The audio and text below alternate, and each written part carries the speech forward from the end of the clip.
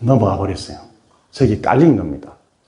저 판넬 무게가 0.5톤 정도 됩니다. 병원으로 급히 올렸지만 돌아가셨어요.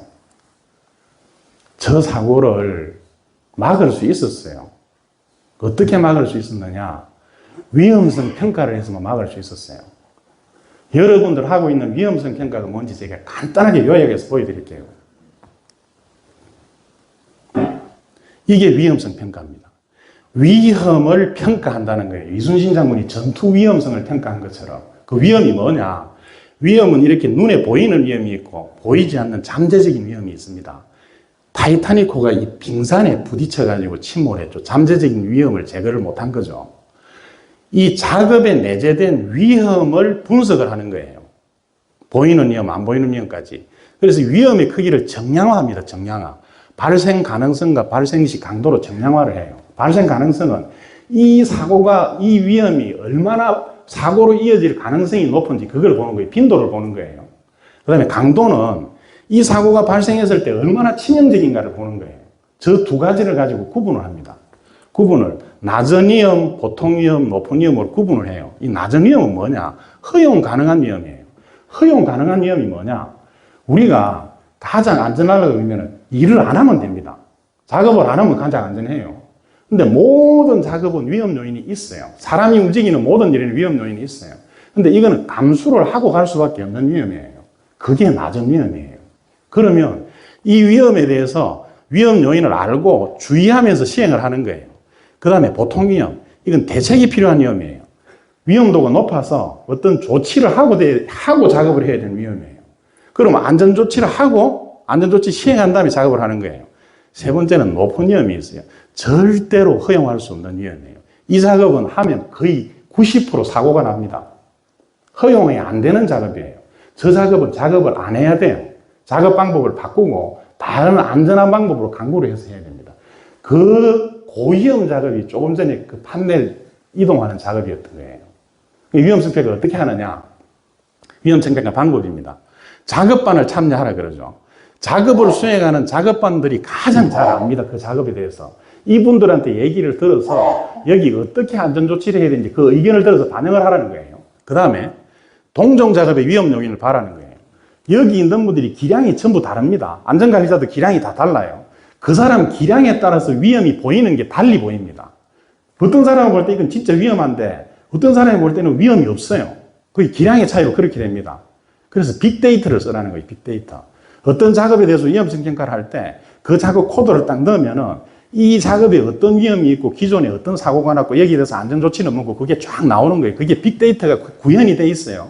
고용노동부도 있고 공단에도 있고 각 사에서 저는 빅데이터를 만들어서 쓰고 있습니다.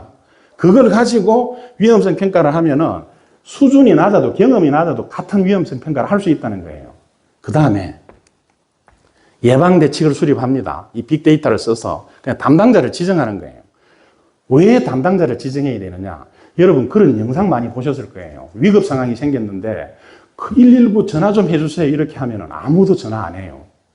거기 있는 사람 중에서 거기 모자 쓰고 있는 아저씨 119에 전화 좀 해주세요 이렇게 하면 그 사람이 비로소 전화를 합니다. 지정을 해줘야 돼요. 지정을 해주지 않으면 너도 나도 안 합니다.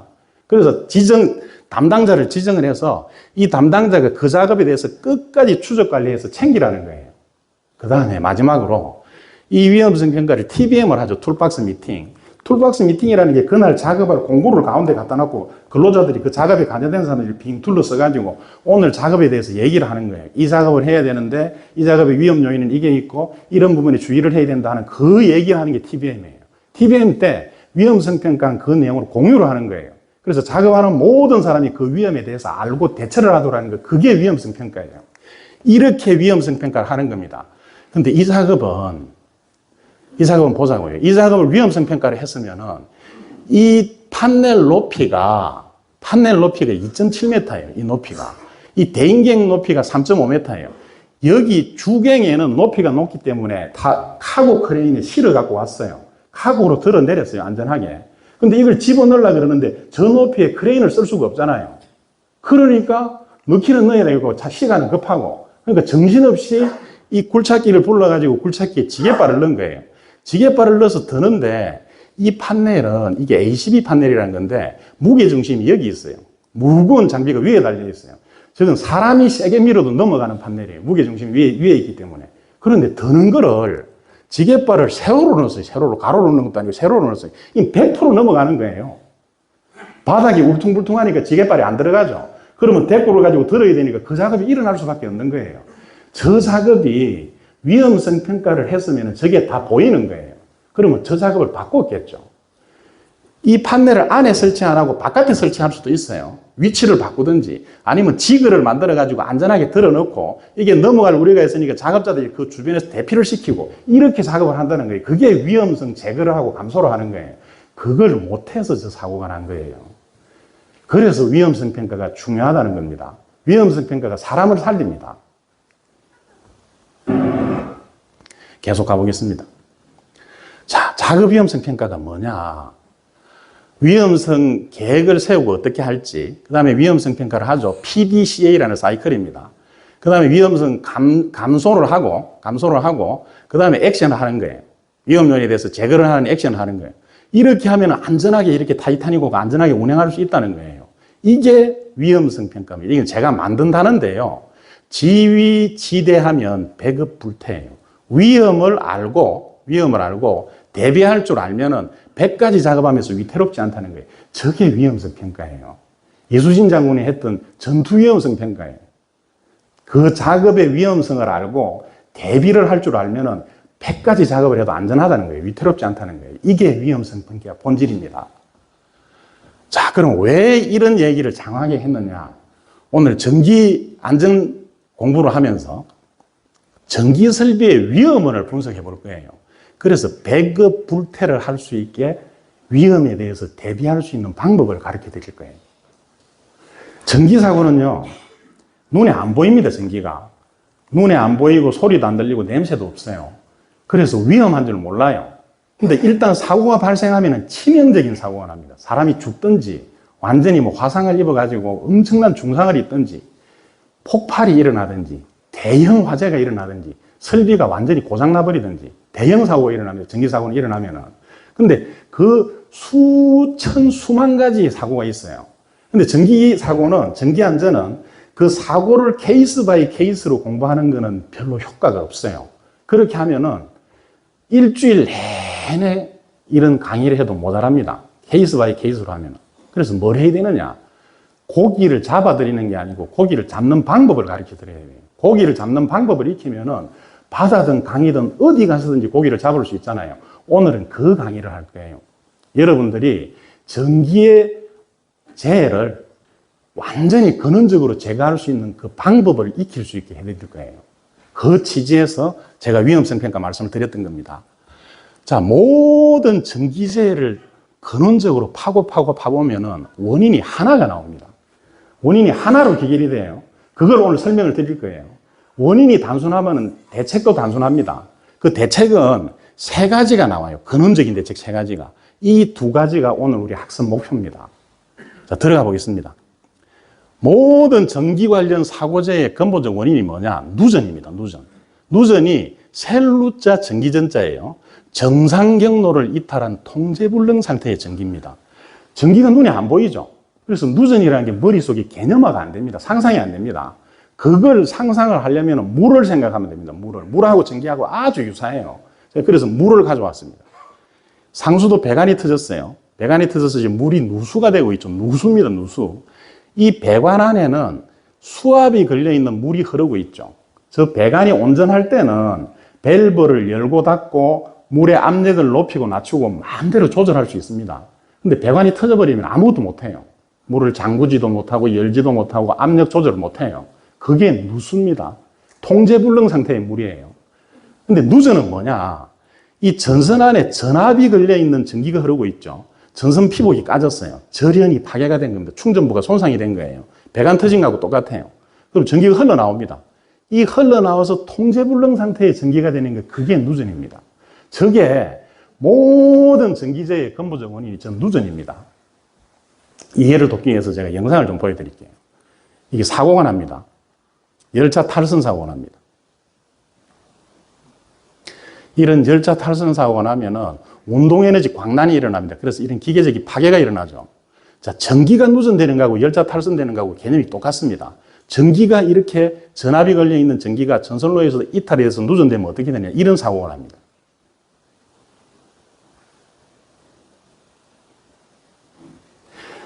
제가 질문 안 할 테니까 편안하게 여기 혹시 전기 쪽에 일 보시는 분 손 한번 들어보십시오. 전기 쪽에 제가 강의 수준을 어떻게 해야 될지 그걸 좀 가름을 하려고 합니다. 전기 쪽에 일 보시는 분. 그렇게 많지가 않네요. 수준을 대폭 낮추겠습니다. 낮춰가지고 여러분들 눈높이로 다시 조정하겠습니다. 자, 크게 한번 보겠습니다. 열차 사고입니다. 이게 스페인에서 일어났던 열차 사고의 CCTV 영상입니다. 저 사고가 왜 일어났느냐. 조사를 해보니까 두 가지 원인이 있었어요. 화면을 좀 보시기 바랍니다.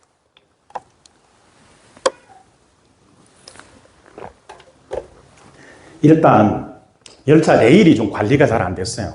그 다음에 열차가 전격 속도를 넘어버렸어요. 전격 속도를.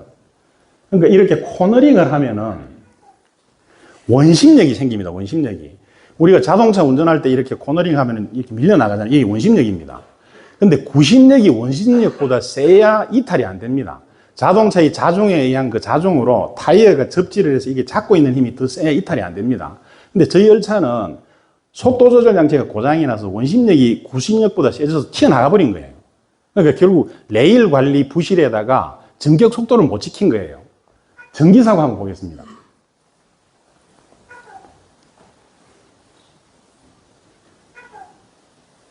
저 전기사고는 누전이 된 겁니다. 누전이. 정상 경로를 벗어난 이탈된 전기가 통제불능 상태의 전기가 저런 폭발사고를 만들었습니다. 저 사고가 왜 났느냐. 저건 작업 절차를 안 지켜서 난 사고예요. 여러분들 현업에 가시면은 작업 절차서 있죠. 작업 프로세서. 그 작업 프로세서가 굉장히 중요한 서류입니다. 그 작업 절차서를 처음에는 지켜요. 잘 모를 때는. 잘 모르니까 그걸 따라가는 거죠. 근데 어느 정도 좀 하다 보면은 어처구니 없는 자만심이 생깁니다. 아, 이거 내가 여러 번 해봤으니까 이거 별거 아니야. 내가 이 작업 절차서보다 내가 더 잘 아니까 내 생각대로 좀 효율적으로 하면 돼 하는 이런 생각이 슬슬 생기기 시작합니다. 그게 회사 직급으로는 대리점 되면 그렇습니다. 그래서 대리 직급이 가장 요주의 직급이에요. 사고에 대해서. 제가 발전소에서 사고를 당했다 그랬죠. 그게 제가 대리 때였어요. 어떻게 사고가 났느냐. 작업 절차서에 왼쪽 문으로 들어가서 오른쪽 문으로 나오라 그랬어요. 비유를 하자면은. 근데 평상시에는 계속 이렇게 해서 제가 모를 때는 이걸 수십 번 하다 보니까 이제 자만심이 생긴 거예요. 근데 그 상황에서 발전소 시운전하면서 굉장히 시간이 쫓기면서 뭐를 해야 되는데 이게 왼쪽 문으로 들어갔다 오른쪽 문으로 나오려고 그러면 엄청 힘들어요. 앞에 장애물도 있고 동선도 길어요. 그래서 이 왼쪽으로 들어갔다가 오른쪽으로 나오나 오른쪽으로 들어갔다가 왼쪽으로 나오나 뭐 별 차이가 없잖아. 내가 잘 아니까 그냥 오른쪽으로 들어가서 왼쪽으로 나오지 하다가 사고가 난 거예요. 자, 이건 어떻게 문제가 생겼느냐. 똑같은 변전소입니다. 지금 사고가 난 변전소하고 같은 변전소예요. 22,900V 특고압을 변전을 하는 변전소입니다. 22,900V 특고압은 전원을 켜고 끄고 하는 장치가 이렇게 돼 있어요. 차단기가 있습니다. 차단기. 이 차단기가 전원을 온오프를 시킵니다. 그 뒤에 이 단록이라는 게 달려 있어요. 이 차단기는 뭐냐. 우리가 220V 집에 조명 하나를 끄고 켜도 스파크가 일어납니다. 그 접점에 안 보여서 그랬지. 깜깜한 데서 이렇게 스위치 조작을 하면 번쩍번쩍하고 불이 납니다. 근데 이 22,900V 특고압을 열고 닫으면 얼마나 큰 스파크가 나겠어요. 엄청나게 큰 아크가 납니다.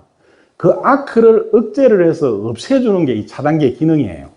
V10이라고 하는데 베큐움 서키트 브레이커라고 그러는데 진공 차단기죠. 진공 회로 차단기죠.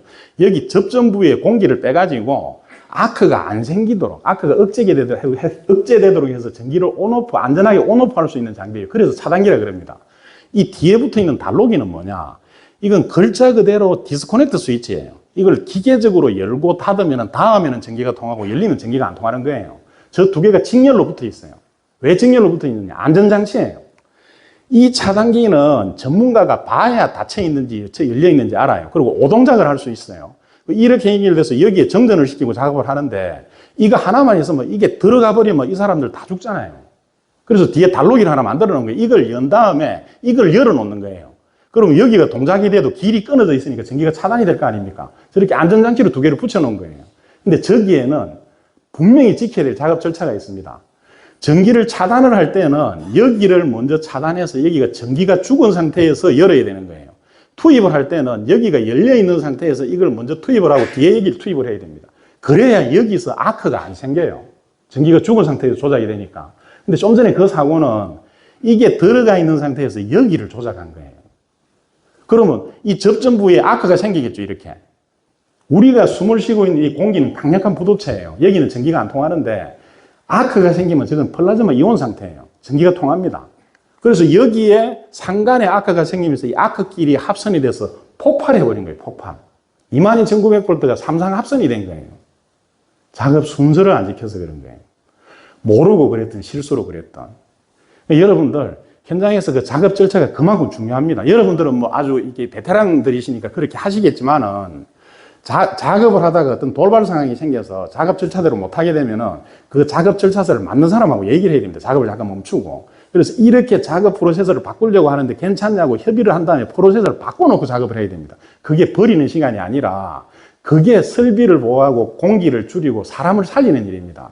작업 절차서를 반드시 지키셔야 됩니다. 자, 그 부분을 강조를 하면서 계속 가보겠습니다. 그게 좀 실감이 날 수 있도록 제가 뭘 하나 보여드릴게요.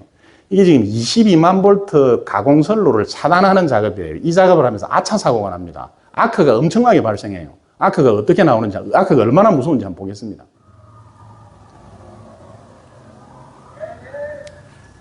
예.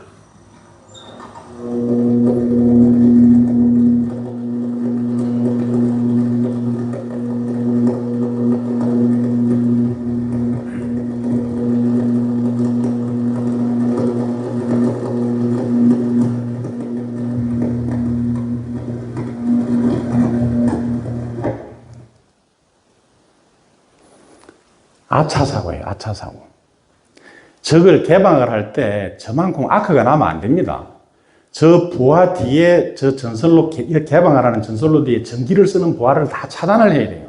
차단해서 저렇게 대전류가 흐르지 않는 상태에서 열면은 그냥 스파크가 번쩍하고 나고 끊어집니다. 근데 뒤에 부하 차단을 안 한 상태에서 연 거예요. 이 영상이 나중에 끝까지 보면은 비명을 지릅니다, 비명을. 저 아크가 딱 끊어지는 순간에 저 조작했던 사람들이 전부 조마조마하게 쳐다보고 있었던 거예요. 그러다가 아크가 끊어지니까 살았다 이러면서 비명을 질러요. 왜 그러느냐. 이 아크끼리 서로 닿으면은 대형 사고예요. 아까 변전소 폭발했던 것처럼. 근데 다행히 이쪽을 지금 넓게 만들어 놨잖아요. 이런 휴먼 에러에 대비해서 공간을 넓게 둔 거예요. 그러니까 상간에 닿지가 않아서 지금 그렇게 끊어진 거예요, 다행히. 그래서 그 사람들이 그거 지켜보고 조마조마하고 있다가 저 끝나면 막 괴성을 지르는 그런 장면이 나와요. 제가 시간 관계상 끊었는데 계속 가보겠습니다. 자, 이건 우리나라 사진인데요. 아까 그건 22만 볼트는 우리나라에서 쓰는 전압이 아닙니다. 러시아 쪽에 22만 볼트를 쓰는데 그쪽에 작업하는 영상을 제가 하나 가져온 거예요. 우리나라에는 22,900볼트를 씁니다. 우리 이 시중에 시내에 있는 이 전주에 있는 이 전압이 22,900볼트 특구압 배전 전압입니다. 여기서 현장에서 작업하는 사진을 찍은 건데 이제 제가 지금 그 근무하고 있는 현장에서 이 작업을 해야 돼서 부득이 활선 작업을 했어요. 그 활선을 잘라서 연결하는 작업을 하는데 아크가 어떻게 생기는지 한번 보겠습니다.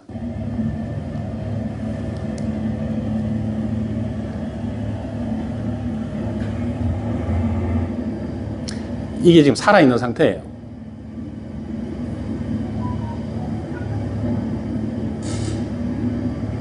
저게 정상이에요, 저게. 아주 안전하게 작업을 하고 있는 거예요. 우리나라 전기 기술이 세계 최고입니다. 한전 기술도 그렇고, 한전 기술이나 한전 협력업체도 그렇고, 원자력 기술도 우리나라가 세계 최고였어요. 근데 잠깐 지금 원자력을 안 하면서 조금 이렇게 주춤하고 있는데, 만약에 원자력을 다시 하게 되면 다시 우리나라가 빛을 발휘를 할 겁니다. 아주 안전하게 작업하고 있는 거예요. 뒤쪽에 부하를 다 차단을 하니까 이게 그냥 지지직하고 연결되잖아요. 저기가 아까처럼 뒤에 부하가 다 연결되어 있었는데 저걸 연결을 하면 저기서 불어버려요. 그래서 엄청나게 큰 사고가 날 수 있습니다. 자, 보겠습니다. 정상적으로 전기를 쓸 때는 이렇게 전기를 정상적으로 불도 켜고 열도 내고 전동기 모터도 돌리고 이렇게 정상적으로 쓰죠. 근데 이렇게 누전이 되면은 정상 경로에서 흘러나온 이 누전된 전기가 사람한테로 흐르면 감전입니다. 그 누전된 전기가 흐르면서 스파크나 열을 내서 화재를 내면 그게 전기 화재 폭발이에요. 우리나라에 1년에 700건 정도의 감전재해가 일어납니다. 감전재해 일어나면 끔찍합니다. 감전재해가 얼마나 끔찍한지 제가 오늘 여러분들에게 실감나게 보여드릴 거예요. 그 다음에 우리나라에 1년에 평균 5만 건 정도의 화재가 납니다. 우리나라 전체. 근데 그 중에 20%가 전기 화재예요. 20%가 정기적인 원인에서 일어나는 화재예요. 근데 저 20% 안에 대형 화재들이 거의 다 들어있어요. 대형 화재 폭발이.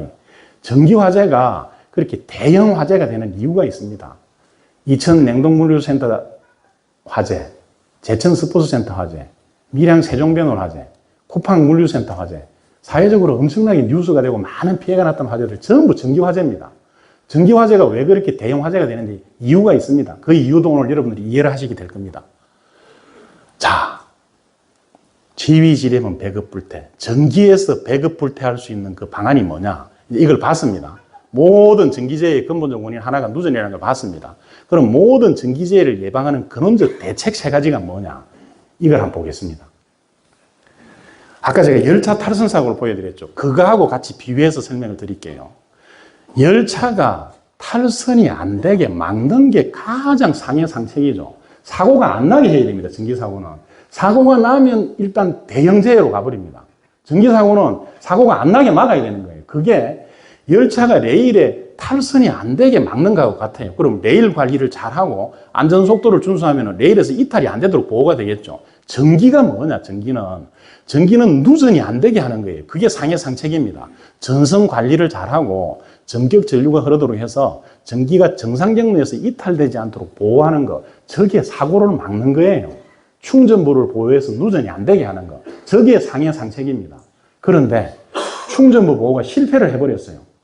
부득이하게. 그럼 누전이 됐습니다. 누전이 되면 어떻게 하느냐? 누전이 됐다는 거, 탈선이 됐다는 거죠, 열차가. 탈선이 되면 어떻게 하느냐?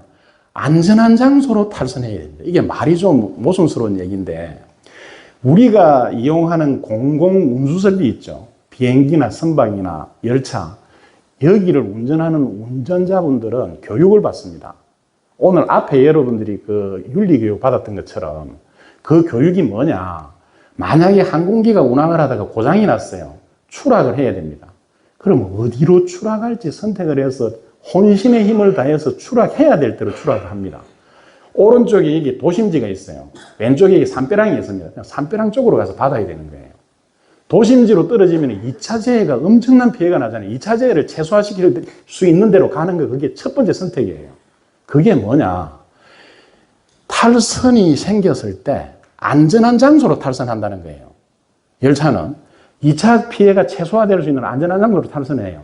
전기가 누전이 됐을 때 어떻게 하느냐. 안전한 장소로 누전시키는 거예요. 안전한 장소로. 저게 무슨 의미냐. 누전된 전기가 감전도 일으킬 수 있고 화재 폭발 설비 고장을 일으킬 수 있는데 그 2차 피해가 최소화될 수 있는 대로 누전을 시킨다는 거예요. 그게 접지입니다. 접지. 보접지. 사고가 발생했을 때 첫 번째 안전조치예요. 자, 두 번째. 열차가 탈선했어요. 탈선할 때 안전조치를 해야 되는 게 뭐가 있습니까? 열차에 동력을 세워야 돼요. 열차가 탈선해서 계속 엔진이 돌고 있으면 2차, 3차 피해가 나잖아요. 동력을 세우는 게 2차 조치입니다. 전기가 누전됐을 때 전기 설비의 전원을 차단하는 거예요. 열차, 탈선된 열차에 동력을 세우는 것처럼. 그게 누전 차단기예요. 누전 차단기. 자, 이게 모든 전기재해를 막을 수 있는 98% 막을 수 있는 그 3가지 근원적인 대책입니다. 이게 오늘 우리 학습 목표입니다. 항상 이런 학습을 할 때는 목표가 있어야 됩니다. 목표가 있어야 헤매지 않습니다. 여러분들 이 목표를 가지고 저하고 이제 오늘 공부를 할 겁니다. 자, 목표가 뭔지 새기는 차원에서 잠도 좀 깰 겸 한번 따라가겠습니다. 충전부보. 목소리가 요 정도면 한 50분 정도 따라합니다. 다시 하겠습니다. 충전부보. 보접지.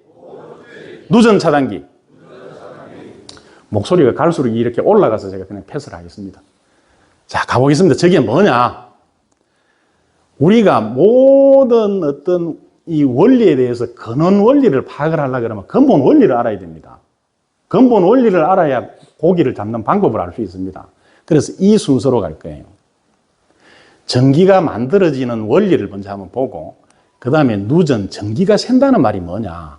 그 누전 차단기가 뭐냐? 그리고 접지라는 개념이 뭐냐? 충전부 보호가 뭐냐? 여기에 대해서 완전히 여러분들이 이해를 해서 다른 분들한테 전달 교육을 시킬 수 있을 정도로 오늘 학습을 할 겁니다. 자, 정차장 잠깐 세워줘요. 아예 잘라.